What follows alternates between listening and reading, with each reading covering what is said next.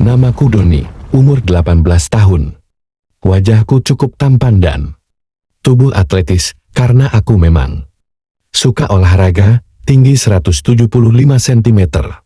Aku dilahirkan dari keluarga yang mampu. Tapi aku merasa kesepian karena kakak perempuanku kuliah di Amsterdam.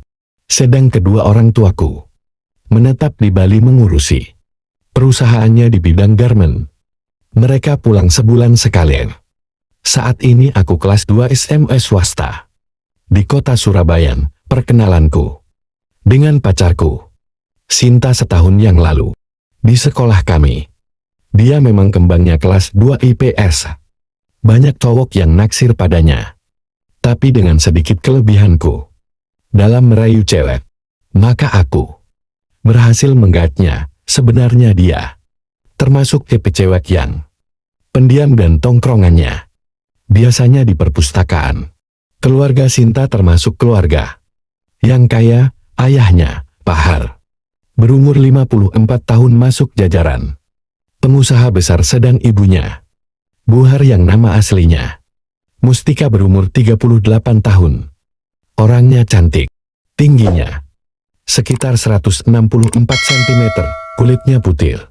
Dia asli Manado, rambutnya sebahu, orangnya ramah dan berwibawan. Kesibukannya hanya di rumah, ditemani oleh tantenya Sinta, yaitu Tante Mary, berumur 30 tahun, orangnya seksi sekali.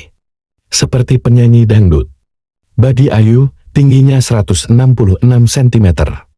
Dia baru menikah 3 tahun yang lalu dan belum mempunyai anak, sedang suaminya, Om Nanto, adalah pelaut yang pulang hampir 3 bulan sekali. Dalam masa pacaran boleh dibilang aku kurang pemberani. Karena memang Sinta orangnya selalu memegang prinsip untuk menjaga kehormatan karena dia anak tunggal. Dia hanya mengizinkan aku untuk mencium pipi saja. Itu juga kalau malam minggu. Sebenarnya aku bukanlah orang yang alim, karena kawan-kawanku Andi, Dito dan Roy terkenal gangnya playboy dan suka booking cewek. Maka sebagai pelampiasanku karena pacarku orangnya alim, aku sering mencari kesenangan di luar bersama teman-temanku. Rata-rata dari kami adalah anak orang geden, jadi uang bagi kami bukanlah soal. Yang penting happy. Suatu hari, tepatnya Minggu sore, kami berempat pergi ke Tretes dan rencananya akan menyewa hotel dan booking cewek. Sesampainya di sebuah hotel, kami segera ke resepsionis. Kami segera memesan 2 kamar. Saat itu, aku hanya duduk di ruang tunggu dan mengawasi Dito dan Andi yang sedang memesan kamar. Tiba-tiba pandanganku jatuh pada perempuan setengah baya yang berkacamata hitam di sebelah Dito yang sepertinya lebih dulu mau memesan kamar. Aku seperti tak percaya, dia ternyata Tante Tika Mustika, ibunya Sinta, dan yang bersamanya seorang pemuda yang aku sendiri tidak kenal. Mereka kelihatan mesra sekali karena tangan pemuda itu tak mau lepas dari pinggang Tante Tika. Timbul niatku untuk menyelidiki apa sebenarnya tujuan Tante Tika datang ke hotel ini. Setelah mendapat kunci, mereka kemudian melangkah pergi untuk menuju kamar yang dipesan. Lalu aku menguntitnya diam-diam. Pada Roy aku pamit mau ke toilet. Ternyata mereka menuju ke kamar Melatinu 3, yaitu salah satu kamar VIP yang dipunyai oleh hotel itu. Kemudian aku balik lagi ke teman-temanku. Akhirnya mereka mendapat kamar Mawar 6 dan 7 kebetulan. Lokasinya saling membelakangi dengan kamar Melati dan dipisahkan oleh parkiran mobil. Tak lama kemudian, Roy dan Dito pergi mencari cewek. Sambil menunggu mereka, aku iseng-iseng pergi ke belakang kamar. Saat itu jam 18 sore, hari mulai gelap. Kebetulan sekali di kamar Melati, pada dinding belakang ada ventilasi udara yang agak rendah. Dengan memanjat mobil Roy, aku bisa melihat apa yang terjadi. Di dalam kamar itu, ternyata ibu pacarku yang di rumah kelihatan alim dan berwibawa tak disangka. Selingkuh dengan pria lain yang umurnya jauh lebih muda darinya. Keduanya dalam keadaan T3 lanjang bulat, posisi Tante Tika sedang menaiki pemuda itu sambil duduk. K3 maluan Tante Tika terlihat tertusuk oleh batang K3 jantan 4 pemuda yang sedang terlentang itu. Aku jadi ikut horn satu melihat buah sosok tubuh yang sedang berstiga tubuh itu. Wajah Tante Tika kelihatan merah dan dipenuhi keringat yang membasahi kulitnya. Nafasnya terengah-engah sambil menjerit-jerit kecil. Tiba-tiba gerakannya dipercepat. Dia berpegangan ke belakang lalu dia menjerit panjang. Kelihatannya dia mendapat orgasmenya, lalu badannya ambruk menjatuhi tubuh pemuda itu. Kelihatannya pemuda itu belum puas, lalu mereka ganti posisi. Tante Tika berbaring di ranjang. Kakinya dibuka lebar, lututnya dilipat. Dengan penuh N4 su pemuda itu menji satu atil yang kewanit empatan Tante Tika yang sudah basah penuh dengan cairan M4 ninya. Ibu pacarku itu mengerang. Erang manja setelah puas dengan permainan lidahnya. Pemuda itu kembali mengarahkan batang K3 jantan 4-nya ke bibir K3 maluan Tante Tika, lalu dengan mudah Blue S kejan 4-nan pemuda itu sudah emblas seluruhnya ke dalam lubang K3 maluan Tante Tika. Aku melihatnya semakin bernempatsu. Sambil mengocok K3 maluanku sendiri, aku antusias sekali untuk menikmati permainan mereka.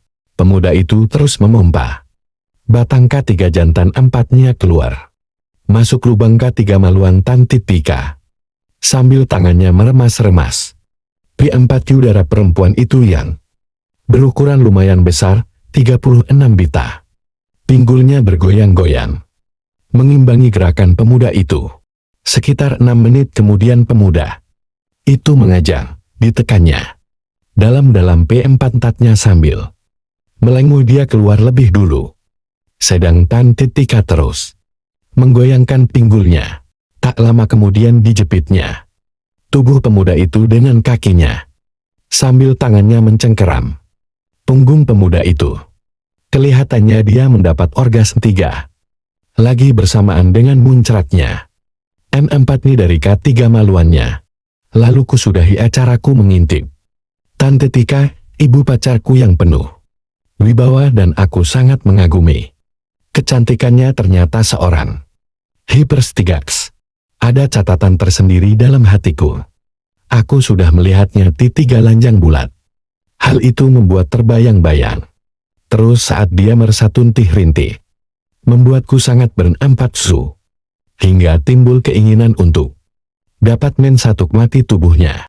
Paling tidak aku sekarang punya kartu truf rahasianya. Acaraku dengan teman-teman berjalan lancar, bahkan saat men-3 tubuhi cewek yang bernama Ani dan Yvonne, justru aku membayangkan sedang men-3 tubuhi Tante Tika. Hingga aku cepat sekali keluar. Aku hanya melakukan sekali pada Ani dan 2 kali pada Yvonne. Sedang teman-temanku melakukan sampai pagi tak terhitung sudah berapa kali mereka mendapat orgasme 3. Aku sendiri jadi malas untuk berstiga tubuh dengan mereka karena saat ini aku malah terbayang-bayang dengan keindahan tubuh Tante Tika. Jam 10 malam setelah berpakaian, aku keluar dari kamar. Kubiarkan ketiga temanku mengerubuti kedua cewek itu. Kunyalakan rokok dan duduk di teras kamar. Rasanya udara di teras sangat dingin. Kembali ku tengok kamar melati Nu 3. Dari ventilasi, kelihatan lampunya masih menyala, berarti mereka belum pulang. Lalu kuintip lagi dari jendela, ternyata mereka sedang tidur saling berpelukan. Tiba-tiba aku ingat Tante Tika selalu bawa HP, aku sendiri juga kebetulan bawa, tapi aku ragu Apakah HP-nya diaktifkan? Tapi akan. Ku coba saja. Begitu ketemu nomornya. Lalu ku tekan diam dan terdengar nada panggil di dalam kamar itu. Tante Tika terbangun lalu buru-buru mengangkat HP-nya. Dia sempat melihat nomor yang masuk. "Halo, ini Donia. Ada apa, Doni?" kata Tante Tika dari dalam kamar. "Tante sedang di mana?" tanyaku. "Loh, apa kamu nggak tanya Sinta? Hari ini aku kan nginap di rumah neneknya Sinta di Blitar. Neneknya kan lagi sakit," kata Tante Tika beralasan. "Sakit apa, Tan?" tanya berlagak pilem. Dia diam sejenak. "Enggak. Cuman jantungnya kambuh. Tapi sudah baikan kok, besok juga saya pulang," katanya pintar. Bersandiwara. "Memangnya kamu ada perlu apa?" tanya Tante Tika. "Maaf Tante, tapi Tante jangan marah ya. Sudah katakan saja. Aku capek nih, kalau mau ngomong. Ngomong saja, aku janji nggak akan marah," kata Tante Tika. "Tante capek habis ngapain?" tanyaku. "Pire, anu tadi mijitin neneknya Sinta," katanya gugup. "Bener Tante. Masak orang sakit jantung kok dipijitin? Bukannya mijitin yang lain?" kataku mulai berani. "Kamu kok nggak percaya sih? Apa sih maksudmu?" "Sekali lagi. Maaf Tante, sebenarnya saya sudah tahu semuanya." Tahu apa kamu?" Dia mulai gelagapan. "Bukannya Tante sekarang berada di Tretes di hotel di kamar Melati 3 bersama orang yang bukan suami Tante," kataku. "Dindon, kamu di mana?" katanya bingung. "Temui saya di belakang kamar Tante, di dalam mobil Civif putih sekarang. Kita bisa pecahkan masalah ini tanpa ada orang yang tahu," kataku menantang. Oke guys, kita sambung lagi di episode berikutnya. Jangan lupa ditekan tombol subscribe, like dan komennya, biar kita tambah semangat lagi. Thank you.